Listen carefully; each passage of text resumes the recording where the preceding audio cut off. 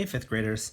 So let's talk about converting improper fractions into a mixed number. So let's say that we have an improper fraction like 11 over 2. We call this an improper fraction because the numerator, the number on top, is greater than the denominator, the number on the bottom. Converting an improper fraction to a mixed number is actually really easy.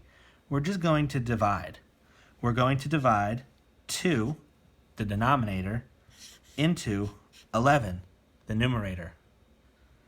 2 goes into 11 5 times. 2 minus 10, and we have a remainder of 1. And this becomes our mixed number. The denominator stays the same, 2. The answer becomes the whole number. The remainder becomes the numerator. 11 over 2 becomes 5 1/2. Let's look at another example. Let's say that we have 8 over 3 as our improper fraction. We're going to follow the same steps to convert this improper fraction into a mixed number.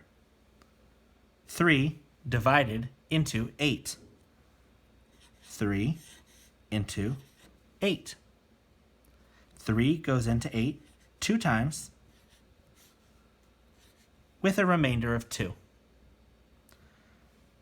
Our denominator stays the same, 3. Our whole number, 2.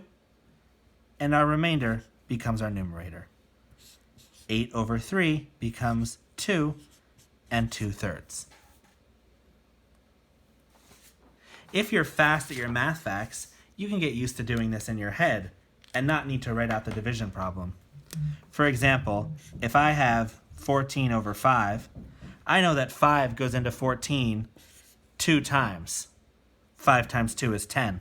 That gives me a remainder of 4, and my denominator stays the same, 2 4/5. As you can see, it's very easy when you know the steps to convert an improper fraction into a mixed number.